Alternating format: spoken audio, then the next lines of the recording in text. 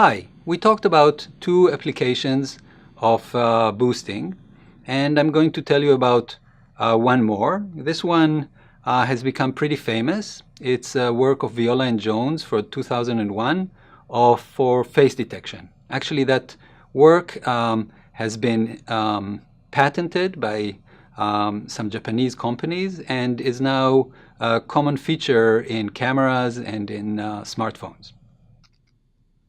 So what Paul Viola and Mike Jones software could do is it could take this picture and in a very short amount of time, a fraction of a second, it could basically draw a box around each face in this photo. Okay, so it was the first real-time and accurate face detector. Face detectors before that were very slow and much less accurate. So how did this face detector work? It worked in a way that is seemingly very crude and brute force. What it did is it looked at each and every square on the image and it decided, is there a face there or is there not a face there? So basically it translated the question of detecting a face into a binary problem, and it used this binary classifier as a filter.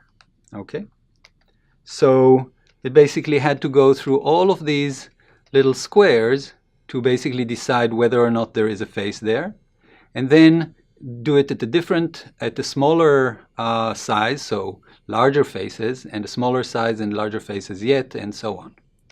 So the combination of all of these sizes and locations gave you about 50,000 locations and scale per image.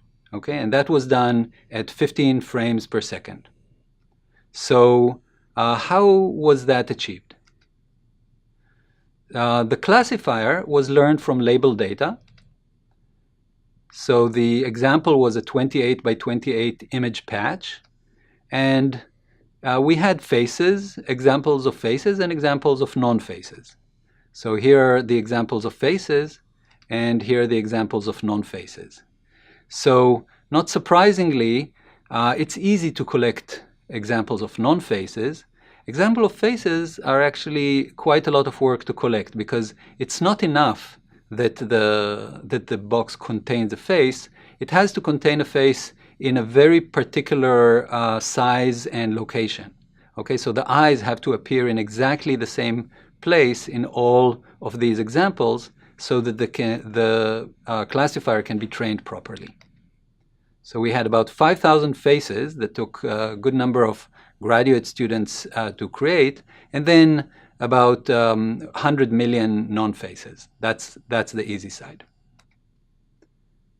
And the faces are normalized so that they appear in the same size, or the box is made to be in the size of the face. And they are mapped in scale, translation, but at that point, not orientation, not rotation. Okay, so if you turned your face to the side, then the system would not be able to detect you. Okay, so what were the features that were used to detect a face? Those were called HAR features, and you can find them today in OpenCV, the HAR features detector. And those basically look like little square filters where the pixels in the black part are added and the pixels in the white part are subtracted, and that gives you a number. And that number you compare to a threshold to give you a weak rule. Okay, so each weak rule is a slight contrast in a particular part of the box. And there was a nice trick that they used to compute these very fast using integral images. So the number of different features that you have here is huge. It's basically something like 6 million features. And so from those, only a few were chosen by boosting. So that was done. That was done in the training phase, and the training phase took quite a long time, right? So it basically was at each iteration looking exhaustively throughout these features to find one that is a good weak rule. And that ran for 2 days on a 250 node cluster. So that was quite a big effort, but at that point it was worth it, because then you had a classifier that you could use on any image, and that classifier had to be actually very, very efficient, because that had to work on video. So the detection was done using an idea called the detection cascade, which is a very interesting, innovative idea that they came up with as to how to make the detection fast. So the idea is that instead of computing all of the features for each box to decide whether or not it's a face, you do it in stages.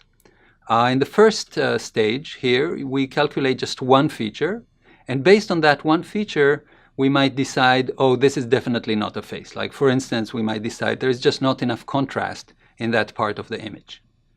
Then, if it might still be a face, we go to the next stage, and then we calculate a few more features. Based on the sum of those features, we decide whether or not it is a face. And we, again, reject it only if it is very unlikely to be a face. And so on. The feature, we calculate more and more features only when it becomes more and more likely that this is really a face. And in most cases, the box will fall in one of these reject sides, and that is because most boxes in most images contain no face. So this runs in real time in 15 frames per second on a laptop in 2006. So that was a long time ago, and it still was able to do it on a regular laptop. Here is a video of one of their original videos from their work. Here is Mike Jones, and here are two students. And what you see is that this is showing the boxes on their faces. The boxes are kind of fluctuating because it's really doing the detection in each frame individually. And they're doing various things to confuse the detector, like, for instance, turning to the side, or tilting your head to the side, or putting the finger in front of your face, and so on. So you see that still it is pretty robust. Of course, these things have improved since then, but basically this is still the technology that is used in most of these applications. So to summarize, boosting has been applied in a variety of domains. Then it's pretty popular also today. It is one of the most popular methods in Kaggle competitions, if you look there. And the work that you really need to do to use boosting goes into designing the informative features, right? So if you have features that are informative, boosting will be able to latch onto them. Boosting works well when the classifier depends on just a small subset of the features. So it is good for what we call sparse detectors. Support vector machines, on the other hand, are good for dense detectors. So that's what I wanted to tell you about boosting. I hope you enjoyed, and I will see you next time. See you then.